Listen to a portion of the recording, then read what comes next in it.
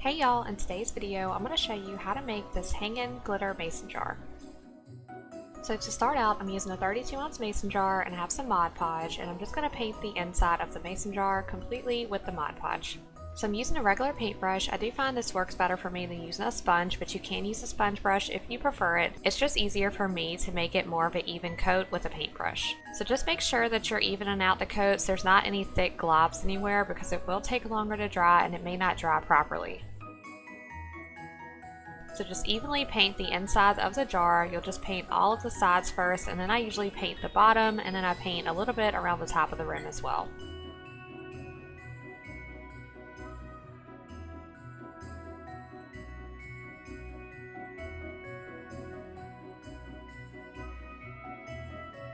And I'm just checking over and just making sure I have it completely evened out.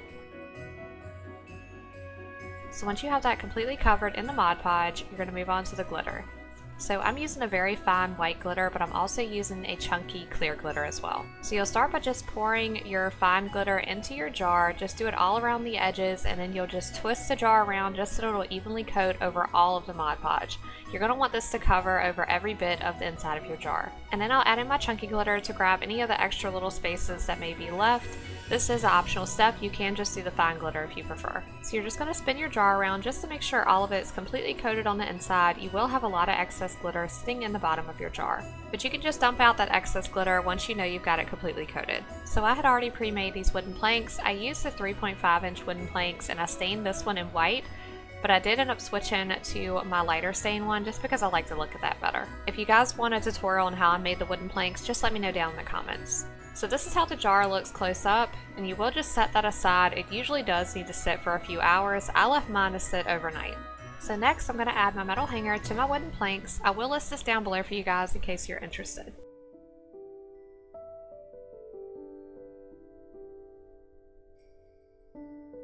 So now that that's all set up, we can add our hanger to our jar. So I got the stick twine off of Amazon. I will list that down below for you guys as well, but you can use any type of thick twine or jute rope that you have. So we're starting off by just gluing right around the edge of the jar, because at first I'm just going to do a layer around the jar. So we're just going to bring that around to the back of the jar where we started.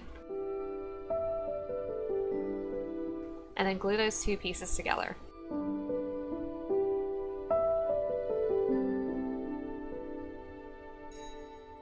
And now we're just going to line up our jar to where we want it to hang down, and then just take another piece of twine to measure out where you need to cut it. So now we're going to add in a second row of twine. Now this is what we're going to use to hold on to our hanger on the top of the jar. So first you're going to glue it on the back side, and then you're going to take the piece that you cut for the hanger. So you'll just feed that underneath that piece of twine, and we're going to end up twisting that up above. But at first we're going to just hold that in place and then just glue that second row of twine over top of that hanger. So just right over top of that piece of twine, just hold it down for a few seconds, and then you can bring the twine right around to the other side of the jar and do the same process. So just feed the hanger right up underneath it, and before you glue it this time though, you're going to want to make sure you measure out to be sure that it's hanging at the right length.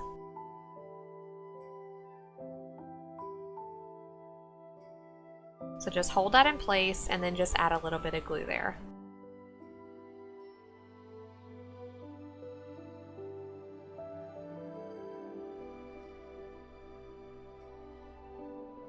So now we're just going to secure the rest of that on the back of the jar as we did before.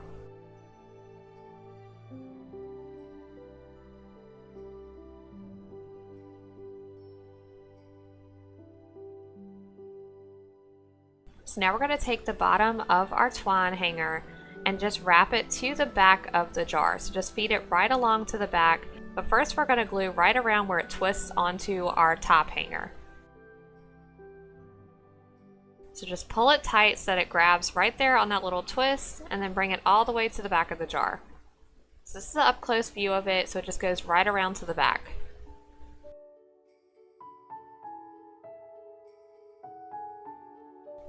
And do the same process on the other side, just twist it and bring it around to the back. And this is how it looks on the front, and we can just hang it right onto our hanger. So I wanted to add a cute little bow on the front. This is optional, but I'm just using a thin piece of twine and just tying a simple little bow. And we're just going to glue that right onto the front.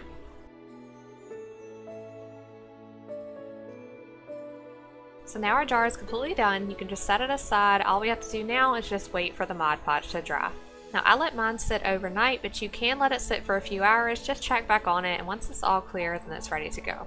So this is how my jar looked the next day. So it's just a really pretty sparkly jar. And I accidentally did this heart shape on the inside. I must have done that with my finger. It was not intentional, but it's cute, so we're just gonna leave it. So the best part is when you add the lights to it. Now the camera does not do it justice here, but it's so beautiful once you do add the lights into that sparkly jar. I will list these fairy lights down below for you guys as well.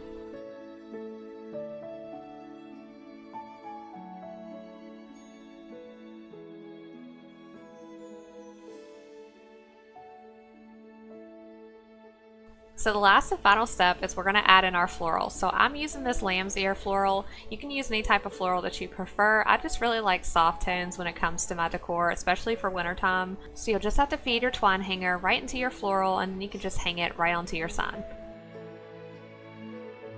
So here's how it looks once it's all complete. I'm the type of person that really likes soft lighting, like candlelight and all that, so this just adds that really cozy feel to your home. But I really hope you guys enjoyed this video. If you did, be sure to hit that thumbs up, and thank you so much for watching. I will see you guys on the next video.